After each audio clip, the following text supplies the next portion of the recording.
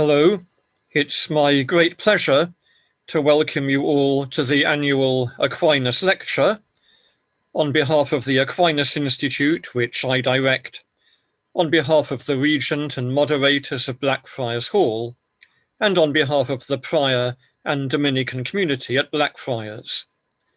I should also like to wish you a happy feast of St. Thomas. It's a pity we can't entertain you with a glass of wine after this lecture, or invite you to join us for Sung Vespers, hopefully this time next year. I'm delighted to introduce Professor Mark Wynn, who has graciously agreed to deliver this year's Aquinas Lecture. He knows Blackfriars of old, since he did his doctorate in Oxford from 1987 to 1991, I think, supervised by Professor Richard Swinburne and by Brian Davies, who was Vice-Regent, then Regent of Studies at Blackfriars at the time. Professor Wynn has held posts at several universities, and most recently at Leeds, and has returned to Oxford as Nolloth Professor of the Philosophy of the Christian Religion. So we congratulate him on this appointment and welcome him back to Oxford. Besides many articles, he has published, I think, 7 books. The most recent is entitled Spiritual Traditions and the Virtues, Living Between Heaven and Earth. Hence, he's very well placed to give us a lecture on the subject, Christian Narratives and the Well-Lived Life, Thomistic Reflections. Professor Wynn.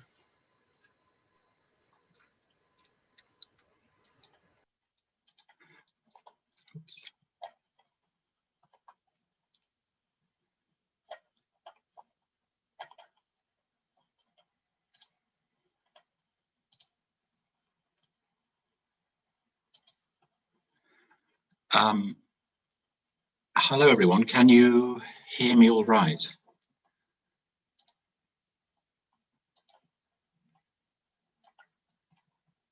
Well, I can hear you. Great. Sorry, my screen has just gone funny. I think just because the PowerPoint is displayed helpfully. Good evening. I trust you all can hear me all right. It's a great pleasure to be here on this occasion. And I trust that wherever you are managing all right in these challenging times.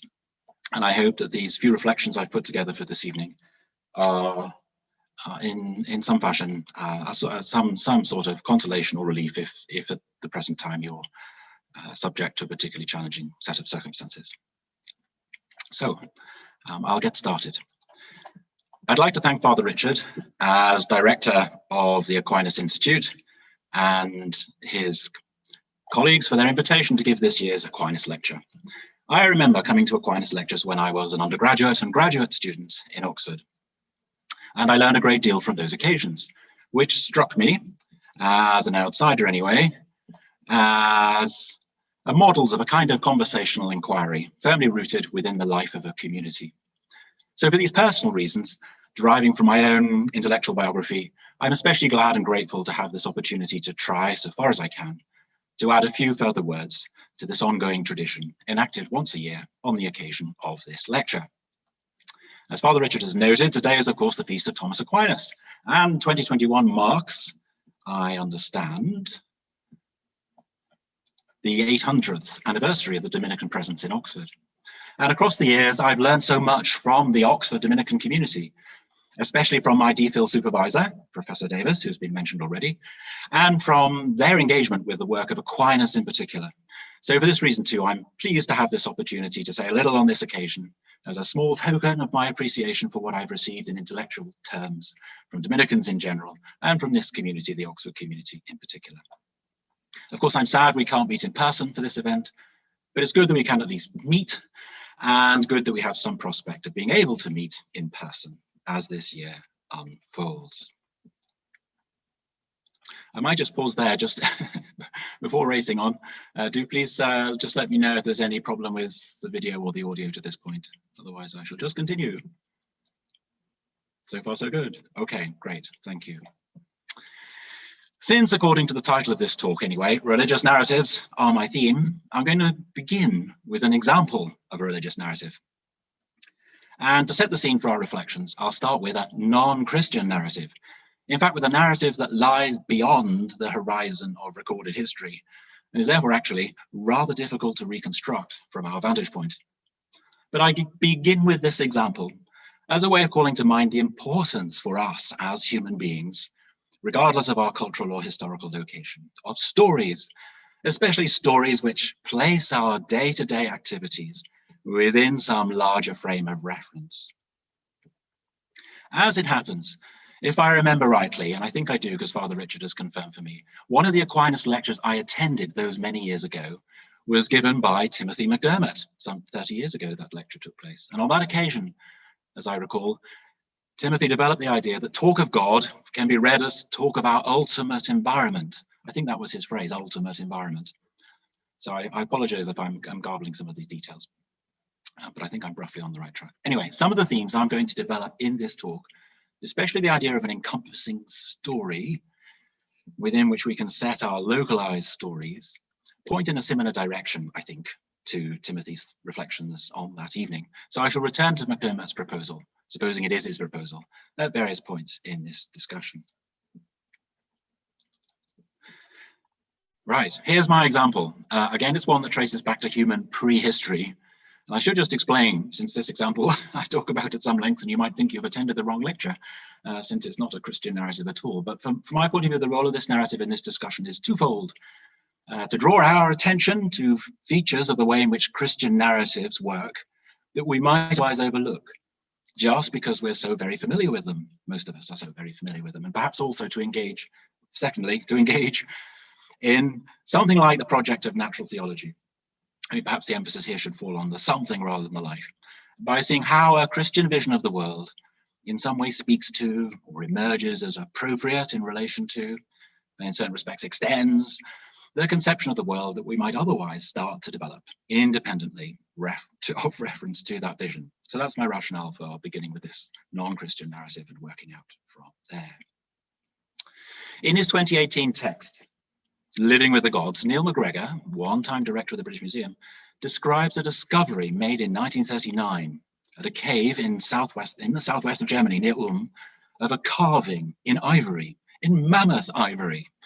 At the time, only fragments of the figure were recovered. They were not assembled until the late 1960s, at which point it became clear that the figure was that of a human being, but with the head of a cave lion. From radiocarbon dating, it seems the figure, now commonly known as the Lion Man, derives from about 40,000 years ago, so towards the end of the last ice age. And here is the image coming up now, if Brother Albert's can, oh, there we go.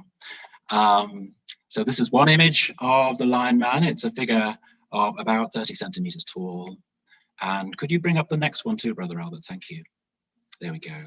So you can see there the curvature of the mammoth tusk and the way it's been exploited by the sculptor so that the figure is leaning forward slightly. And you can see too the way the sculptor has exploited the hollow space in the middle of the tusk for the legs of the Lion Man. So it would be nice to talk a bit more about that figure, but instead I think we'll press on. So I might invite Brother Albert to bring up the next bit of text on the slide. Thank you. So here's MacGregor commenting on this artifact, and noting that if this dating of 40,000 years ago is correct, as seems likely then, MacGregor writes, this small sculpture, some 30 centimeters tall, holds a unique place in human history. It's not just a supreme representation of two closely observed species. It is by some margin the oldest evidence yet found of the human mind giving physical form to something which can never have been seen. For the first time we know of, a combination which could only exist in imagination, an abstraction, has here been made physically graspable. Nature has been reimagined and reshaped. The boundary between human and animal dissolved. The Lion Man represents a cognitive leap to a world beyond nature and beyond human experience.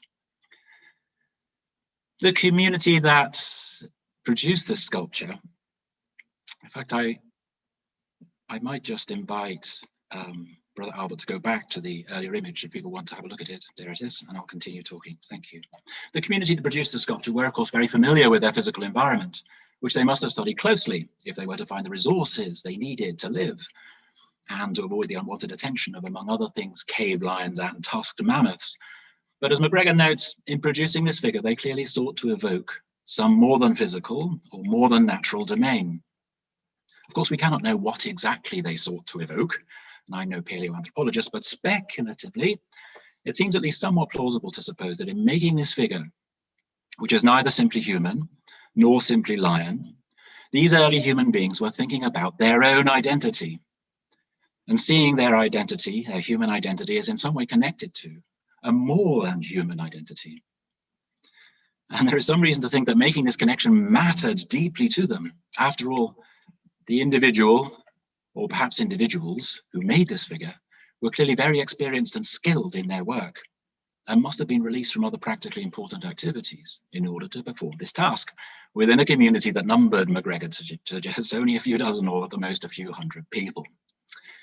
And the object itself was found in a north-facing cave, which seems, from the other objects found there as well as from its orientation, not to have been a living space, but another kind of space. Perhaps we may suppose a space reserved for ritual activities. Drawing out these considerations, MacGregor offers this reading of our artifact. So, Brother Albert, if we could skip on 2 slides. Great. The best hypothesis in understanding the artifact is the people of the Lion Man made a great work of art, constructed a narrative. There we are, I am keeping to the theme of narrative, linking the natural and supernatural worlds, and enacted that narrative ceremonially with a wider community. This is something that all human societies have done, searching for patterns and then composing stories and rituals about them, which put us, all of us, in our cosmic place. It's not too difficult, I think, and it's rather moving, I think, to imagine this community of early human beings seeking to orient themselves in their rather demanding physical environment by rehearsing the stories of the Lion Man together and drawing strength from their presence to one another and their sharing in this story. It's rather a poignant image, I think, in that respect, a rather poignant figure. In brief, on this view, MacGregor's view, the role of religious narratives, such as the narrative to which this carved figure bears witness, albeit that we can't recover that narrative with any certainty, is to set human beings within a wider context, or as we might say following McDermott, a wider environment than that provided simply by our physical surroundings. And to do that not for the sake of diversion of some sort, or in a merely speculative mood, but in a spirit of deep seriousness. That is, with a view to disclosing what human beings most fundamentally are, or what we are most fundamentally called to be, when our local stories are set within the framework provided by an encompassing, and perhaps all-encompassing story. And as MacGregor emphasizes here, this habit of thought and imagination seems to span human societies across times and places. And it's for this reason, of course, that the Lion Man example is of some interest for us in this discussion. That is on account of its representative significance in disclosing a basic truth about the shape of human thought and desire. I take it that, considered in broadly functional terms, Christian narratives play the same sort of role as the story of the caveman on MacGregor's reading of that story, namely one of specifying and encompassing storied context, which ranges beyond what can be disclosed simply through our study of the natural world, and in the light of which we can understand who we are and what we are called to be. Something like this perspective on the significance of Christian narratives seems to be what Aquinas is affirming at the very beginning, the very opening of the Summa Theologiae, when he writes in the opening lines of the Responsio in question 1, article 1 of the first part of that text. And Brother Albert, perhaps you could call it this text next. Thank you. I should say I hesitate rather to quote and try and expound text from Aquinas before an audience comprising, I take it, a reasonable number of Dominicans. But since this is the Aquinas Lecture, I feel I ought at least to attempt something of the sort, and I hope my fumbling efforts will be excused when seen as a concession to the demands of the occasion. Anyway, here's the text. Aquinas writes, God destines us for an end that's beyond the grasp of reason, as we might put the point, an end that can't be disclosed simply from the observation or study of the natural world, of mammoths and cave lions and other such entities.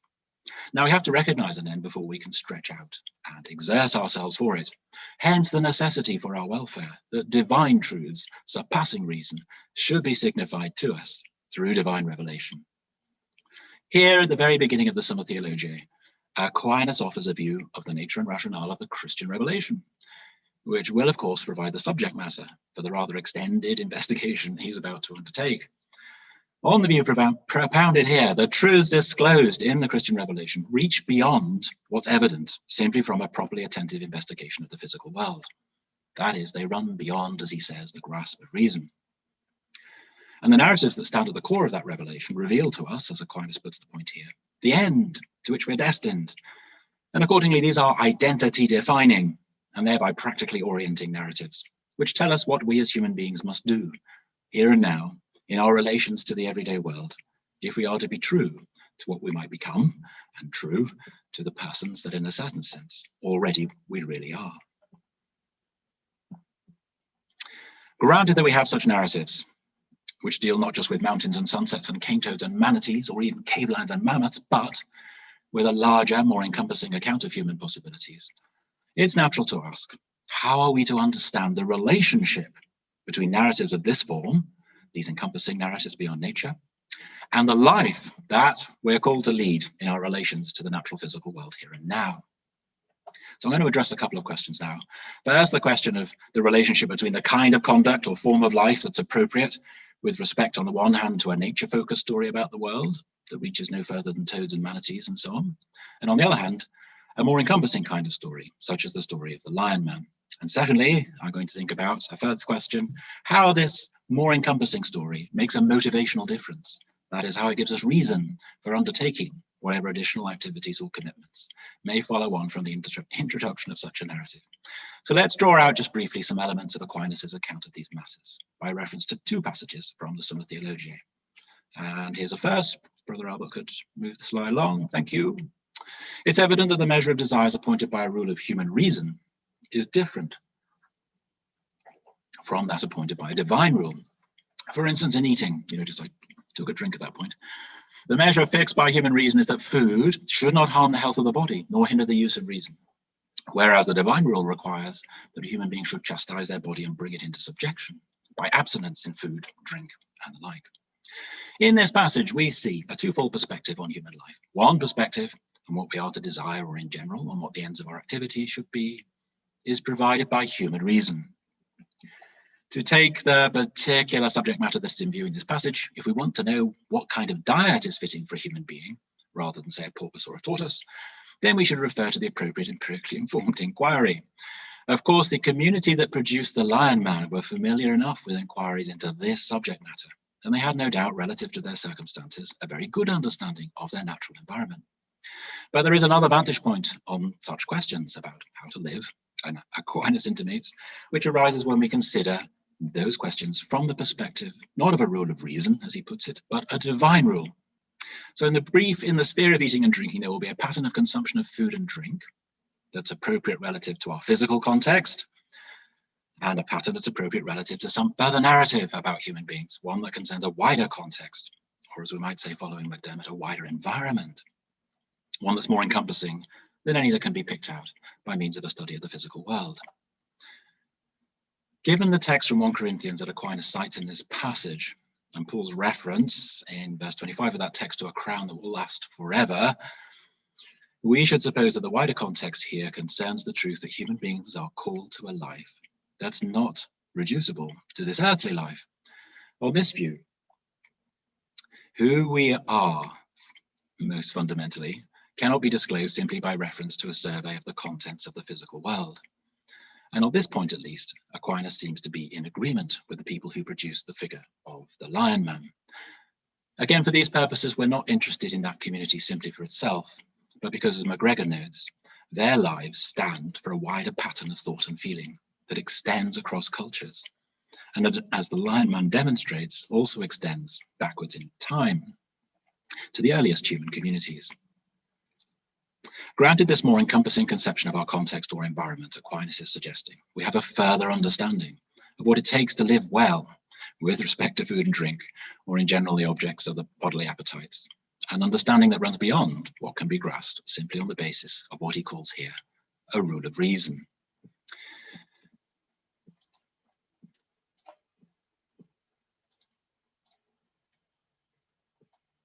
Given this twofold perspective on a human life, one that relates to a rule of reason, or what can be disclosed by reference to a study of the physical world, and one that relates to a divine rule, or what's disclosed in a more encompassing narrative of human life, we want to know, of course, how these two vantage points relate to one another practically in terms of their implications for the kind of life that we are to lead.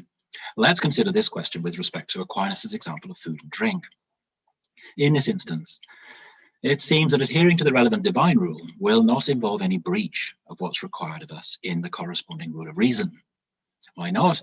Because, I take it, religiously motivated abstinence from food and drink should not be such as to harm the body. And if this example is representative, then we should say that in general, the introduction of a theological narrative, or more encompassing frame of reference, or divine rule, of thinking about the nature of the well-lived human life will result not in an overturning of the ideals of life that can be grounded in a rule of reason, but in what we might call a radicalizing of those ideals. To put the point in terms of our example, all those dietary practices that are consistent with the divine rule will also be consistent with the rule of reason that operates in this domain, because the divine rule, like the rule of reason, requires us not to harm the body. But it's not the case that all those dietary practices are consistent with the rule of reason, will be consistent with the corresponding divine rule, since the divine rule demands more of us than simply that we should not, in our habits of eating and drinking, harm the body. It also requires that those habits should be fitting relative to our identity, not simply as inhabitants of the physical world, but as people called to share in the life of God in eternity. So here's one thing to say about the relationship between Christian narratives and the nature of the well-lived life, if this case of dietary practice can be treated as representative. These narratives direct us to a new ideal of life, one that does not overturn the ideal of life that we can see to be appropriate simply by reference to our status as creatures belonging to the sensory world, but that does present a more stretching or stringent demand. In the case of the regulation of the appetites, the consent of the text I've cited, we might say that the ideal of life to which we're called is not simply one that does no harm to the body, but one that will fit the person to share in a life that's not to be identified with this earthly life.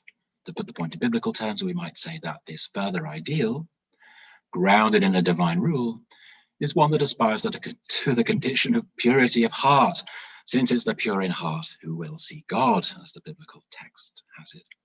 Allowing that the ideal of life that's relative to a divine rule is more demanding than the ideal that's relative to the rule of reason, we want now to know, how do the encompassing, identity-defining stories that define the content of a divine rule serve to ground or motivate this more demanding account of what it is for a human being to live well?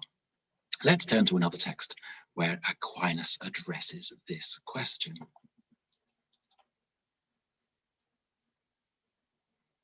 In this passage, Aquinas is considering the ideal of life that stands at the core of the Christian conception of what it is to live well in our dealings with other human beings, namely neighbor love.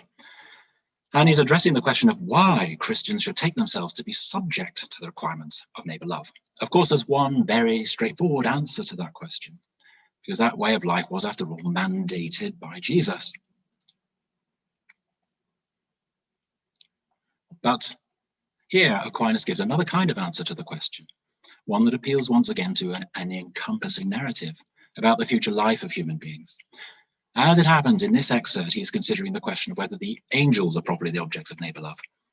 And that might seem a somewhat recherche concern from the point of view of many of us, but in responding to this question, he gives an answer of the same general form as when considering whether human beings are to be regarded as our neighbors. So we can take this passage to be addressed to that further issue too. And I might ask Brother Albert to move the, oh, you have, great, thank you. Here we go. The friendship of charity, that's neighbor love, is founded upon the everlasting happiness in which human beings share in common with the angels. For it's written that in the resurrection, human beings shall be as the angels of God in heaven. It's therefore evident that the friendship of charity extends also to the angels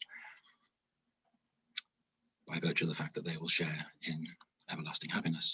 We're all familiar with the idea that the history of our relationship to a person can make a difference to our moral relationship to them in the present. To take a simple example, if I fail to keep a promise to someone, then in standard cases, I now owe them at least an explanation, if not an apology. In this excerpt, Aquinas seems to be interested in the rather different case of our future relationship to others, and specifically our relations to others in the eschatological future. And his thought seems to be that it's not only our relations to others in the past that can shape our moral relations to them in the present, but also our relationship to them in the eschatological future.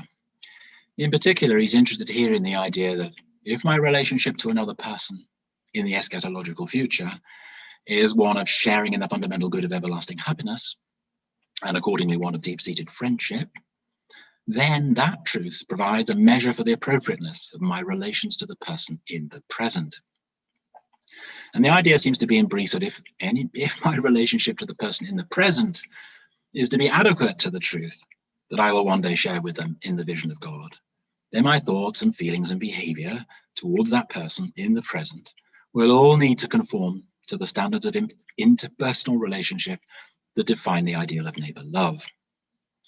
As a rough analogy for this proposal, we could consider the case where I'm presented for the first time, recalling an episode from my own life here, with my newborn child.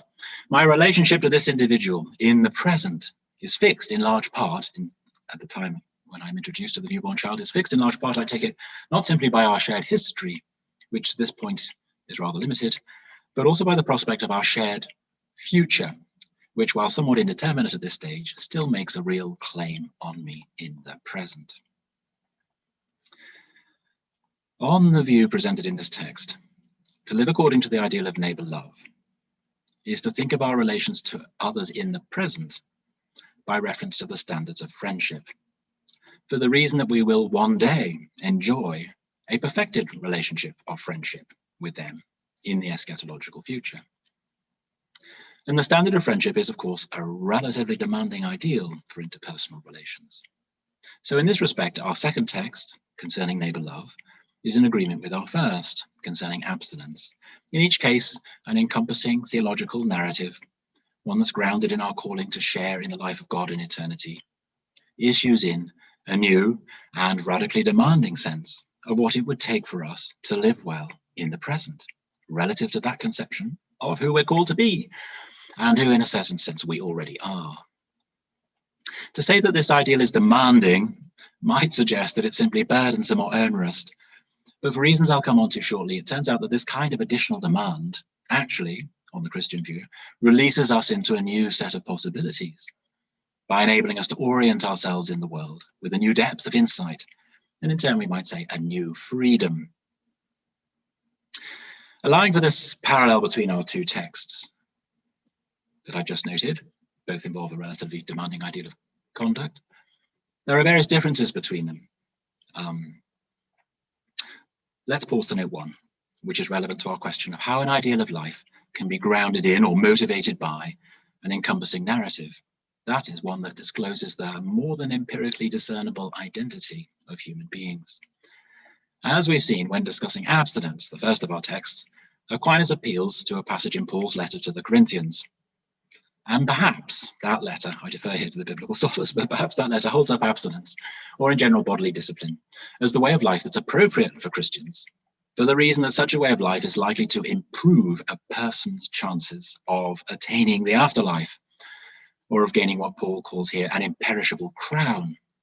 In this text, Paul is drawing an analogy, after all, between the Christian life and the life of an athlete who's engaged in a program of training with a view, presumably, to improving their chances of winning a prize at the games, and doing that through the exploitation of relevant causal connections between, say, level of fitness and speed around an athletics track. The passage concerning neighbor love that I cited seems to differ on this point. On a surface reading anyway, this passage seems to take the fact that we will one day share with others in the beatific vision as a reason for treating them as our neighbors now. On this reading, the implication of the text is that we can assess our relations to other human beings in the present as more or less apt, depending on the extent to which those relations measure up to a truth about our shared eschatological future. This appears then to be not a story about improving our chances of enjoying the beatific vision by pulling appropriate causal levers, as it were, but a story about how we are to live now, granted that this is our eschatological future. These two accounts needn't be in competition, I take it. If it's the pure in heart who will see God, then living according to the ideal of purity of heart, here and now, will count as appropriate, both because purity of heart is a precondition of gaining admission to the heavenly life, and also because purity of heart is a form of life that's congruent with the truth that we will one day share with our fellow human beings and the angels in the life of God in eternity. Right. So I should pause. Okay. So far, drawing on two texts from Aquinas, we've considered how Christian narratives, and specifically the narrative according to which we human beings are called to share in the life of God in eternity, can make a difference to our conception, what it takes for a human being to live well in practical terms here and now. And we've considered how those narratives provide the motivational resources so to live. And we've distinguished perhaps a little the kind of motivational resource that seems to be in play in the two texts we've discussed. In sum, the introduction of what we've been calling an encompassing narrative, or what Aquinas calls a divine rule, or reference to what we might call, following McDermott, our ultimate environment, presents a new conception of what we're called to be in the eschatological future, and thereby it generates a more radical or more demanding ideal of life to which we are to conform in the present as a condition of being faithful to or living congruently with that more than empirical identity. Again, it's perhaps helpful to see the sense in such a way of seeking to orient ourselves in the everyday world by reference to an encompassing narrative by returning to the example of the lion man with which I began. As I've suggested, because this example is less familiar to us, very much less familiar to us, it enables us perhaps to bring to light certain features of the way in which Christian narratives operate that might otherwise escape our view, just because those narratives are so very well known. So here, we return to the question of how an encompassing narrative may enable us to engage more productively with the everyday world, so that the narrative releases us into new possibilities for thought and action. Jill Cook, an expert on prehistory based at the British Museum and cited by McGregor in his book, comments of the lion man that, so Brother Albert, perhaps you could call up this text next. Thank you. It's an object that makes sense only if it is part of a story, what we might call now a myth. There must be a narrative or a ritual to accompany the statue that would explain its appearance and its meaning. What that story was, of course, we can now only guess. It was about humans and animals, obviously, but presumably it was also about something beyond ourselves, beyond nature, which can somehow help to strengthen a community and enable it to overcome dangers and difficulties.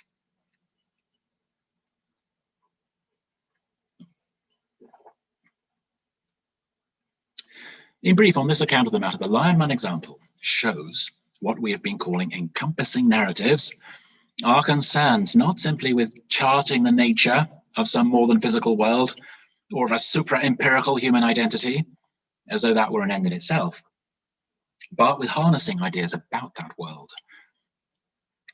the more than physical world, in the service of a deepened or more fruitful engagement with the everyday sensory world. See again Cook's comments about how such stories strengthen a community or enable it to overcome dangers and difficulties. And it seems natural to suppose that our forebears who produced the lion man and who had internalized this myth of the lion man found that their perceptual and in turn practical engagement with the sensory world was indeed changed through their entertaining of this myth, so that through their embrace of the story of another world, they were more, not less, receptive to the demands of our world, the everyday physical world. No doubt we could speculate about how the stories worked to this effect, by encouraging these early human beings perhaps to think of themselves as somehow sharing in the power and cunning of the cave lion, their most formidable adversary in the prehistoric landscape. But that, thinking about those matters, might take us too far from our present concerns. Allowing for the fact that he's not concerned with cave lions. I'm concerned that some people may find the analogy already too strained, but he's not concerned with cave lions or with the challenges of navigating a prehistoric natural environment. We might wonder, even so, whether we can ask, in a somewhat similar vein, about the difference that may be made to our perceptual and bodily demeanor in the everyday world by the encompassing story to which Aquinas appeals in the passages we've discussed. Let's take the example of neighbor love as our focus again. How might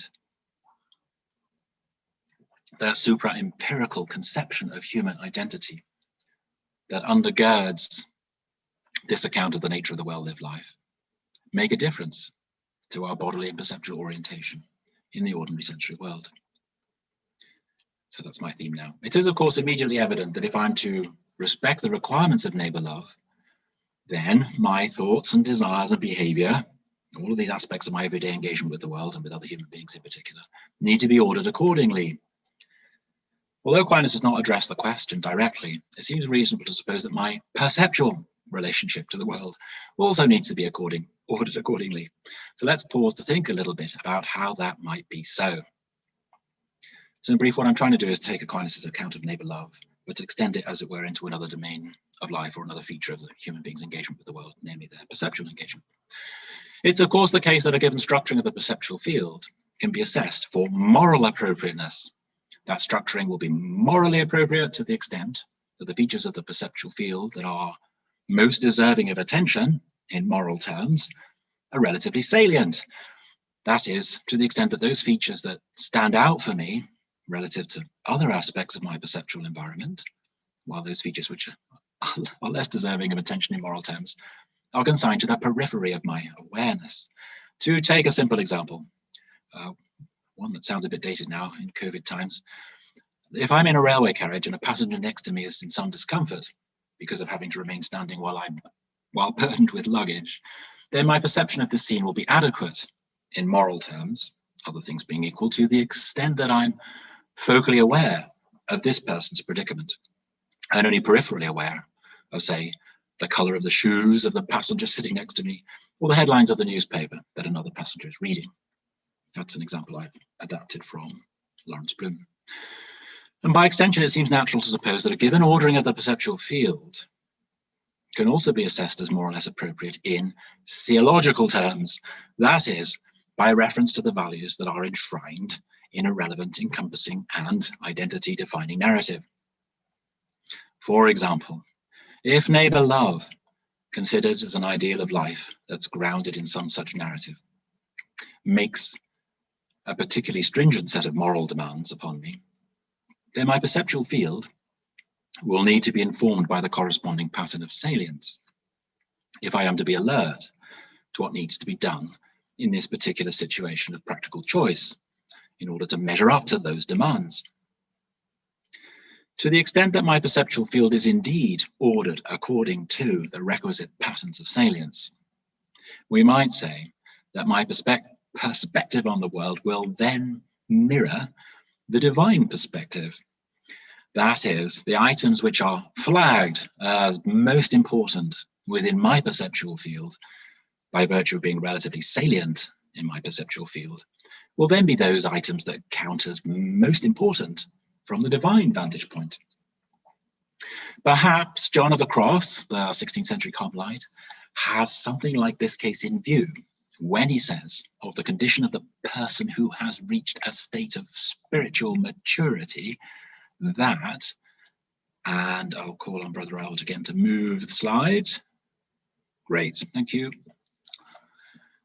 This is the great joy of this awakening, John writes, the awakening following the dark night of the soul, namely to know creatures in God and not God in his creatures. This is to know effects in their cause and not the cause by its effects.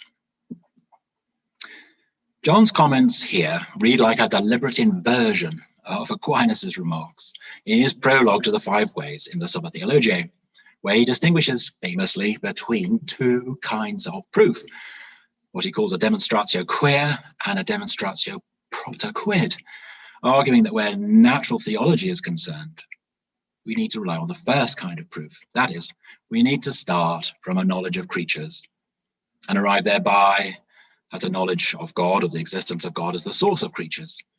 So that in this sense, we know the cause by its effects, as John puts the point, rather than the effects in their cause. In this passage, John seems to flip this order around, suggesting that from the perspective of the person of spiritual maturity, it's possible to start from a knowledge of God and to know creatures in God as their cause, rather than knowing God by reference to creatures as God's effects. We might try to understand at least part of what's involved in this proposal, if I read it correctly, by supposing that the perceptual field can be structured so that it conforms, in the way we've just discussed, to a divine scale of values. For in that case, the world as it appears to us will map onto the world as it's understood from the divine vantage point, because the world as it's represented to us in experience will then assign an importance to the items that show up in the perceptual field that's directly proportional to the importance that those items bear from the divine perspective. To the extent that a person stands in this perceptual condition, they would enjoy, we could say, a kind of window onto the divine mind or divine wisdom. Accordingly, we may think of encompassing narratives not only as conferring upon us a new identity, but also potentially as giving us something like the divine perspective on the world.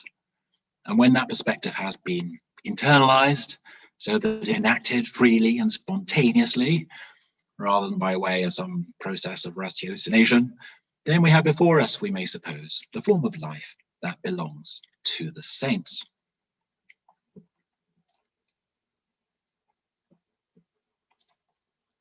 Here then is one way of understanding how the ideal of neighbor love, as anchored in the relevant encompassing narrative concerning our shared eschatological future, can inform not only our reflective understanding of the significance of other human beings, but also the way in which human beings and other relevant features of the sensory world are presented to us in experience.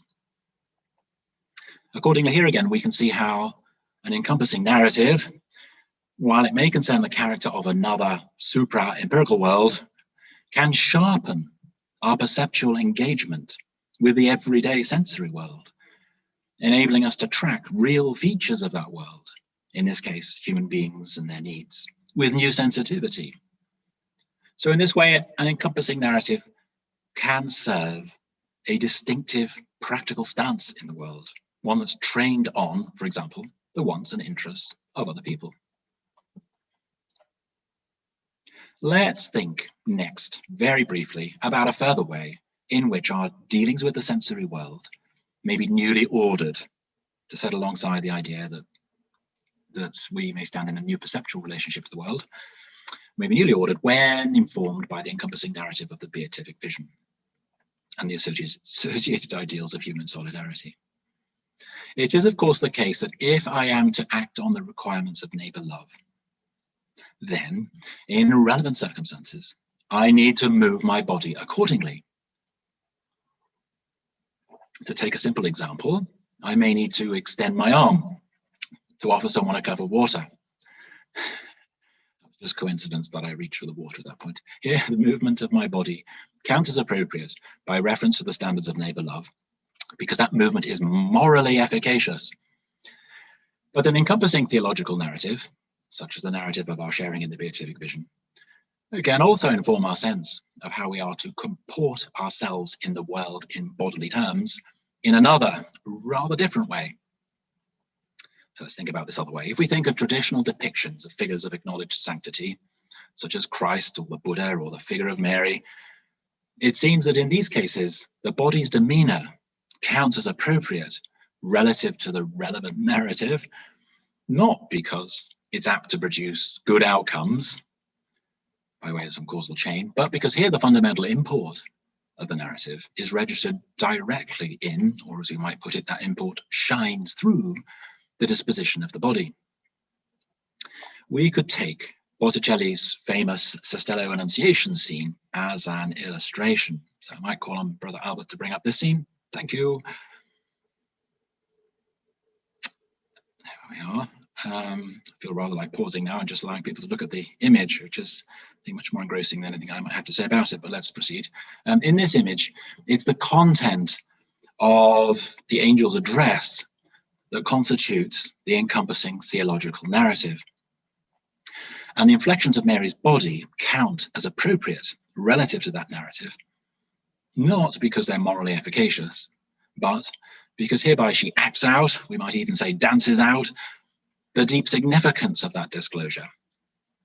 Her bodily demeanor would appear as graceful, no doubt, even to someone who had no knowledge of the details of this narrative context, the one presented in the angel's address, but is additionally graceful, once read as an acknowledgement, a graceful acknowledgement of what is disclosed in the angel's address. In the light of this sort of example, we could say that our mode of bodily presence in the world can count as apt relative to an encompassing narrative, not only when considered as behavior, where behavior counts as appropriate by virtue of promoting or having as a causal consequence good outcomes, but also when considered as what we might call, to distinguish this case from that of mere bodily behavior, demeanor. And in passing, we may note that this example provides a further illustration of how an encompassing narrative may release us into a new and more creative set of possibilities, including, in this case, the possibility of displaying in our lives a new kind of grace or beauty, one that would not otherwise be possible, and that arises insofar as our lives, including our lives in bodily terms, are fittingly adapted to the view of our ultimate environment that's recorded in the narrative. The following remarks of C.S. Lewis, and I might ask Brother Albert to call on the next slide, thank you, provide a further illustration of this further kind of appropriateness. That is one that concerns our mode of bodily presence in the world. Speaking of the new humanity of Christians, Lewis comments, their very voices and faces are different from ours. Stronger, quieter, happier, more radiant. While we may wish to take exception to some of the detail of Lewis's example, the general thought he advances here seems correct. If someone subscribes to, say, the Christian narrative, then it is only fitting that they should greet the everyday sensory world in this spirit of quiet radiance. In the light of Aquinas' account of neighbor love, we can see immediately how our well-directed thoughts and desires and behavior may all be open to assessment as more or less appropriate relative to the encompassing narrative of our sharing with other human beings in the beatific vision. In the spirit of Aquinas' discussion, I've been considering how not only these dimensions of our presence to the world, but in addition our perceptual engagement with our everyday sensory environment, and the inflections of our body or our physical demeanor in the sensory world may also count as more or less adequate with respect to that narrative. In these ways, we can see how this encompassing narrative and other such narratives can root a person in the sensory world in a distinctive way. Each such narrative or cluster of narratives enables, we may suppose, a particular style of bodily and perceptual comportment in the world. In other words, the Christian and other such narratives do not offer a merely theoretical perspective on the nature of the well-lived life. Rather, they are capable of placing their stamp on our experience of the everyday world and on the particular quality of bodily presence that we bring to bear in our relations to other human beings and the sensory world in general.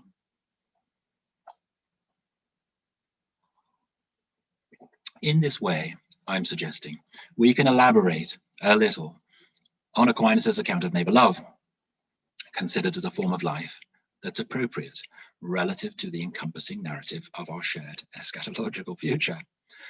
And we can do that, elaborate in this way, by considering how other dimensions of a human life, in addition to those that Aquinas considers explicitly, can also be folded into a story of the nature of the good human life that flows from that narrative. And in particular, we've been considering, of course, the role of perception, bodily comportment, in defining the nature of the well-lived life from a Christian point of view.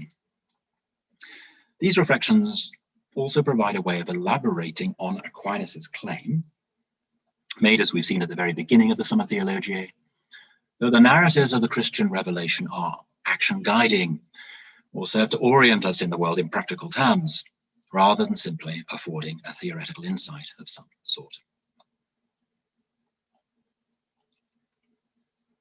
Right, I am getting towards the close, if you're still there. We've been considering various ways of representing the relationship between encompassing Christian narratives, specifically the narrative of our sharing with other human beings in the beatific vision, and the nature of the well-lived life. And in turn, we've noted, first, the difference that's made by the introduction of such a narrative to our conception of the good life in practical terms, and how such a conception may involve a relatively stringent ideal of life compared with the ideal that would follow from a rule of reason. And secondly, we've examined the nature of the connection between such narratives, encompassing narratives, and the claim they make upon us in the present, here noting how the way of life that's appropriate to the narrative may be understood in terms of its fittingness or congruence, rather than in terms of its improving our chances of bringing about causally some outcome. And finally, we've also considered how such narratives may carry implications, not only for our thoughts, behavior, and desires, but also for our perceptual relationship to the world, and in general, our mode of bodily comportment or our demeanor, rather than simply behavior in the world. And in turn, we've observed how these narratives may release us thereby into a newly productive, and we might even say newly beautiful form of engagement with our sensory environment. To conclude, I want to return to the example of the Lion Man and to pick out two further features of that example that may be of some interest when we consider more generally the relationship between encompassing narratives and a corresponding ideal of life. And Brother Albert, you might want to move on to the next. Oh no, sorry, move back a slide. I got ahead of myself. Thank you. Okay. Here we shall be concerned not so much with the question of the difference that's made for our ideal of life by a given encompassing narrative, but the question of how the deep import of that narrative is to be recognized in such a way as to take root in the personality. So the question is how is it these stories are somehow appropriated in ways that leave their mark upon, the basic springs of the personality.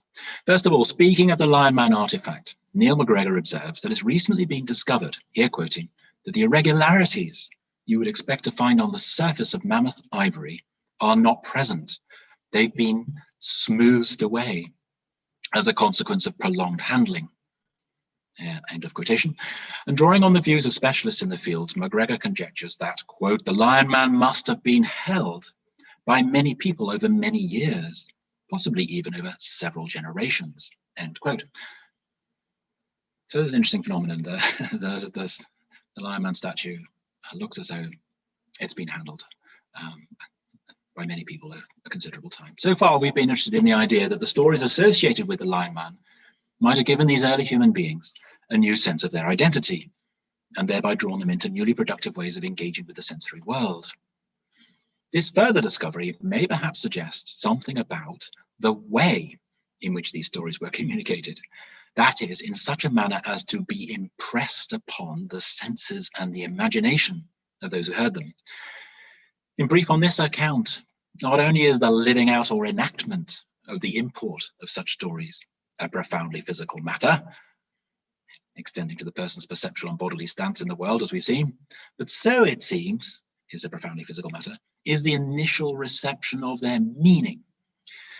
And if MacGregor is right, then these particular stories were first of all understood and their significance apprehended and internalized through handling or tactile contact with a figure that in some fashion embodies the story.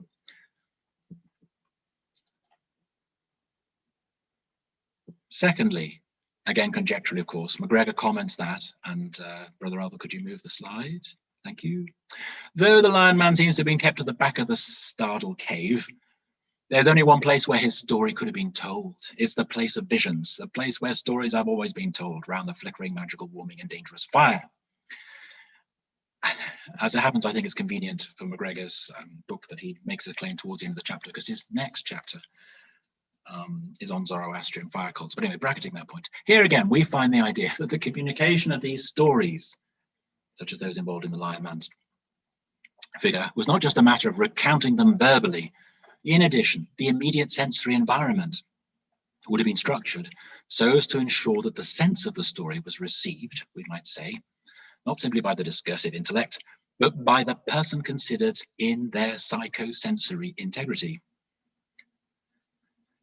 From further archaeological finds in the vicinity of the Stardal Cave and contemporaneous with the Lion Man, it seems likely that music as well as light and haptic experience would have been central to the ritual space within which stories of the Lion Man were rehearsed.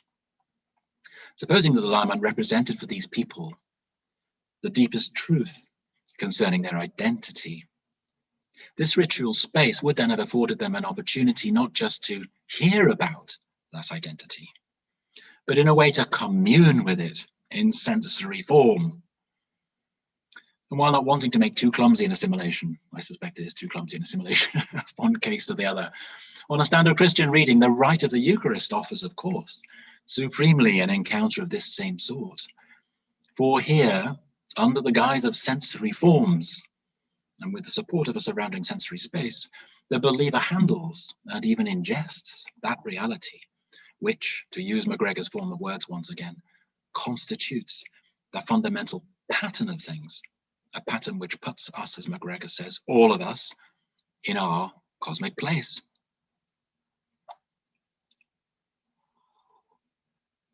For most of this discussion, in the light of two texts from Aquinas, we've been considering the relation between encompassing theological narratives, and the narrative of our sharing in the beatific vision in particular, and our conception of the nature of the well-lived life, and the nature of the demands that are typical of that life, and the kind of appropriateness that defines the central commitments of this life, and the role of the body with respect to perception and comportment in the living out of that life. But in these concluding remarks, I've tried to touch just briefly on this further question. Allowing that encompassing narratives can inform our sense of the nature of the well-lived life in the ways we've considered. How is our apprehension of the sense of those stories to be received transformationally? In other words, how is the person to take on the new identity that's offered to them in the narrative in such a way as to be able to live it out with poise and conviction? And in reply to this question, I've simply pointed in the direction of the thought that what we need for such a transformation, or at least one significant enabling condition of such a transformation, is for the narrative to be presented to us in sensory, and perhaps including here, tactile form. In that case, we can encounter the storied meanings that are embedded in an encompassing narrative, body to body, so that our relationship to them, to those meanings, is not simply a matter of intellectual assent, but we might even say one of incorporation. And that finishes my talk.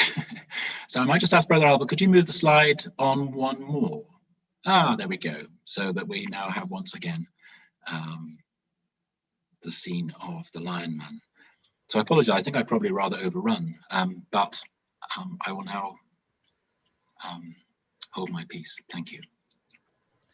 I'm afraid we don't have any canned applause to broadcast over Zoom or YouTube, but I'd like to thank Professor Wynn very warmly for an extremely attractive and illuminating lecture, which certainly for me helped an awful lot of things fall into place really rather beautifully.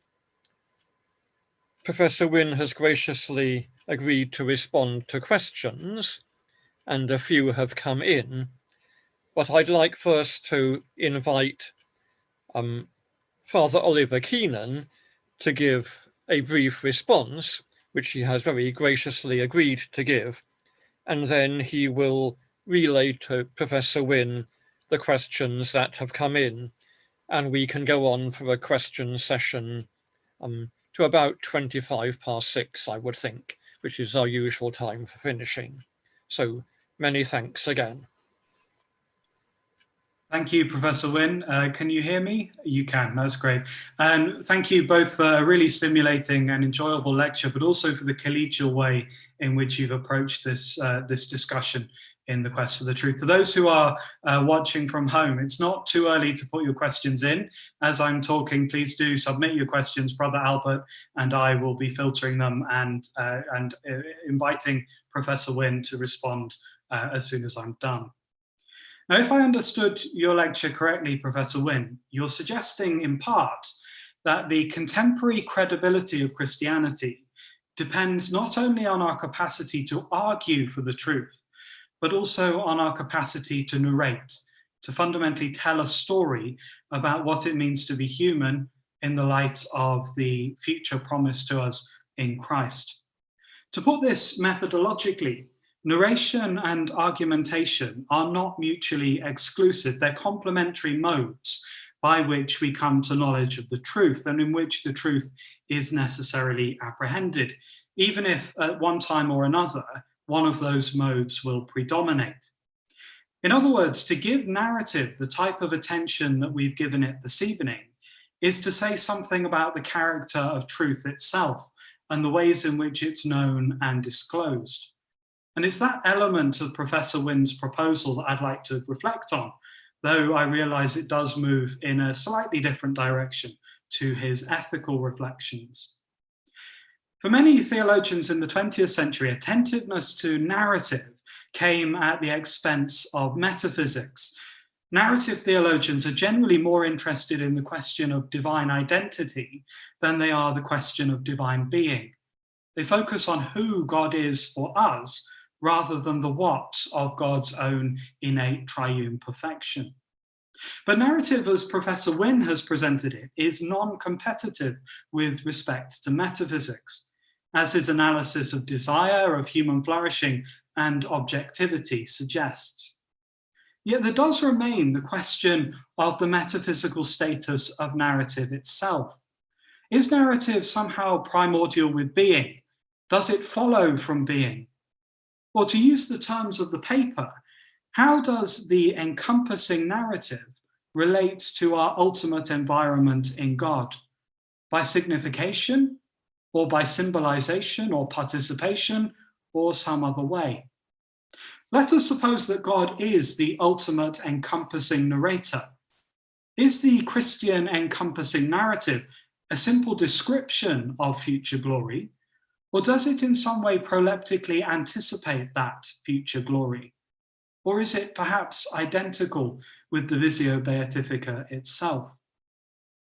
Perhaps narrative is too sequential for God and yet too discursive for the beatific vision.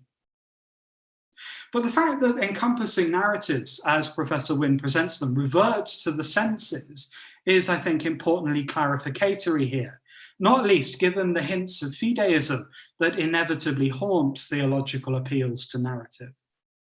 On account of the role that objects play in Professor Wynn's analysis, there can be no suggestion that narratives are entirely immune from extra-systematic critique, nor are they merely idealistic projections. But nonetheless, there is still something of a feedback loop here. Lion Man mediates a narrative, but is also in one sense mediated by that narrative. And for that reason, the meaning of the figure is partially incomprehensible and inaccessible to us. So the narratives we indwell seem not only to revert to the senses, but also to reconfigure them, so that when we dwell within those narratives, we see more than we would otherwise. Far from abstracting from the materiality of sense perception, narrative here is summoning us to go deeper into the world, to engage more incarnationally with the world around us. And in fact, there's something almost corporeal about narratives themselves. They almost extend our bodily capacities. Our capacities for sensory engagement are enlarged in just the same way we might think as grace perfects nature. So there's something deeply Thomistic about this, not only in its refusal to despise the incarnational, but also in its positing of physics and metaphysics together.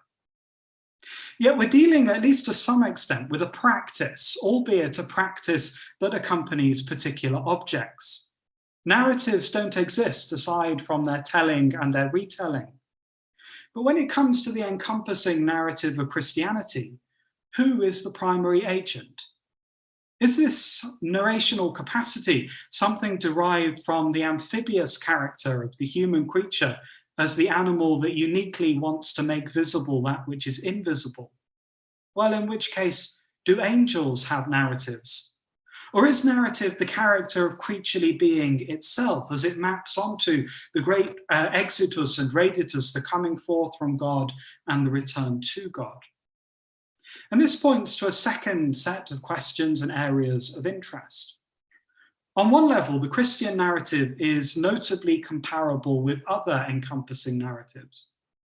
But wouldn't Thomas want to stress that the Christian narrative differs in both kind and degree from other narratives? So what is it that provides for the uniqueness of the Christian encompassing narrative here? The function of the narrative, after all, ought not to be distinguished entirely from its content. And the Christian encompassing narrative is not only transnatural, but also supernatural and authentically so. As Professor Wynn observes, the role that ritual plays in mediating religious narrative is especially important here, and in particular, the sacramental character of Christian liturgy. There is a kind of hyper-realistic form of Eucharistic narration, wherein form and content perfectly coincide, and this secures an account of narrative in which the subject is not absent from the world of mediating objects. Finally, I just want to say that I found the talk, the lecture, extremely consoling in these difficult times. The idea of nesting of localized particular narratives within an encompassing narrative seems particularly potent at this moment. Too often, theological appeal to narrative deploys narrative as a principle of unity, whether of a life or of the covenantal history of God's sacrificial dealings with humanity, and so on. But oftentimes it doesn't pay due attention to the presence of tragedy and the scandal of sin and the ways in which individual lives are profoundly disrupted by the forces of evil. Our perfections have not yet been smoothed away in the way that Lion Man's have. But if our localized and personal narratives are now, here and now, being held together by incorporation into an encompassing divine human narrative, then our appeal to Christian encompassing narrative need not deny the reality of disruption and dislocation, but can still see that our disrupted lives are somehow held together by the God of love. So now, Brother Albert,